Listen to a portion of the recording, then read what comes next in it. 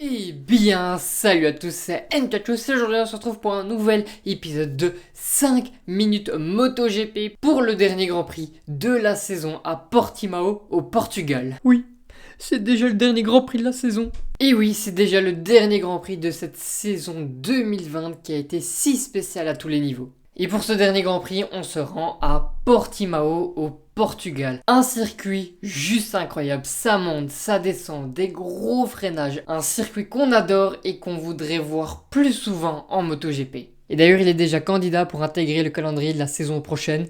Et je suis totalement pour. Commençons ce dernier week-end de Grand Prix avec la FP1 le vendredi. Une séance assez spéciale puisque les pilotes vont pouvoir rouler pendant 1h10. Oui, effectivement, la séance a été rallongée en temps puisque c'est la première fois que les MotoGP viennent sur cette piste, donc ils devaient avoir le temps de découvrir le circuit. Et dès la première séance, on a des images incroyables, des wheelings de partout, des gros freinages, des motos qui bougent dans tous les sens, tout ce que l'on aime en MotoGP. Sur cette première séance, pas de chute. Et c'est Miguel Oliveira qui ira chercher la première position devant Maverick Viñales et Aleix Espargaro. On passe directement à la FP2 qui elle aussi dure 1h10. On y verra 3 chutes, celle d'Alex Rins en début de séance, celle de Takahaki Nakagami à 40 minutes de la fin, et à 20 minutes de la fin, on verra la chute de Valentino Rossi, très en difficulté ce week-end. La fin de séance va être plutôt mouvementée puisque tous les pilotes vont pousser pour aller chercher un très bon chrono,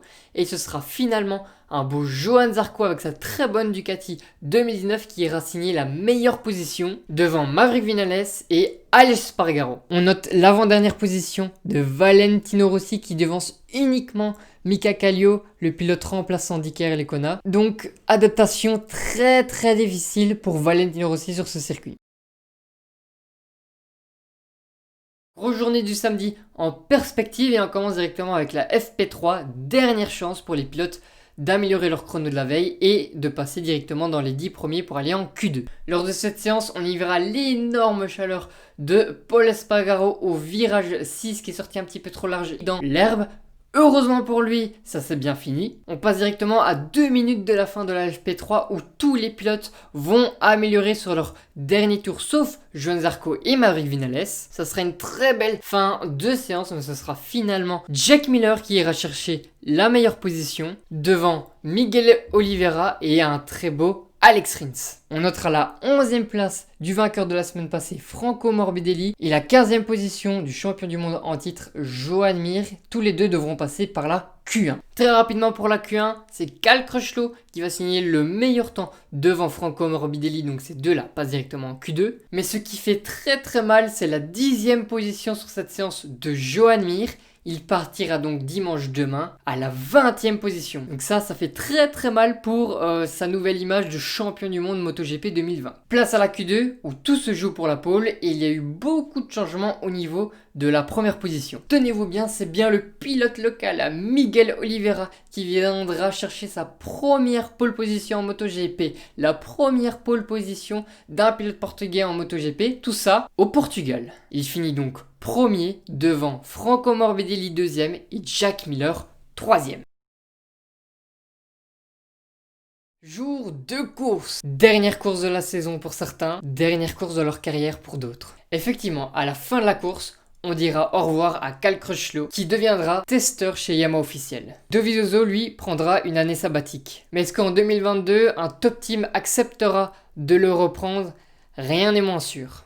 Donc c'est effectivement peut-être la dernière course d'Andrea Dovizioso dans sa carrière MotoGP. C'est également la dernière course de Valentino Rossi chez Yamaha officiel. Effectivement, l'année prochaine, Rossi sera encore chez Yamaha, mais l'équipe satellite Yamaha Petronas. Passons à la course et personnellement, j'aurais aimé une meilleure course pour la fin de cette saison 2020. Oliveira, le pilote local qui est parti en pole, a pris un très bon départ et passé premier au premier virage et personne ne l'a dépassé jusqu'à la fin de la course où il s'impose en étant totalement intouchable. Il vient donc s'imposer sur un tapis rouge à Portimao au Portugal. Derrière lui, on retrouve Franco Morbidelli et Jack Miller qui ont fait leur course à 2. Morbidelli a été deuxième la quasi-totalité de la course, mais à 3 virages de la fin, Miller va venir faire un très gros freinage et venir chercher cette deuxième position et il prend sa revanche par rapport à la course de la semaine passée. Derrière, on a eu beaucoup de batailles en milieu de plateau,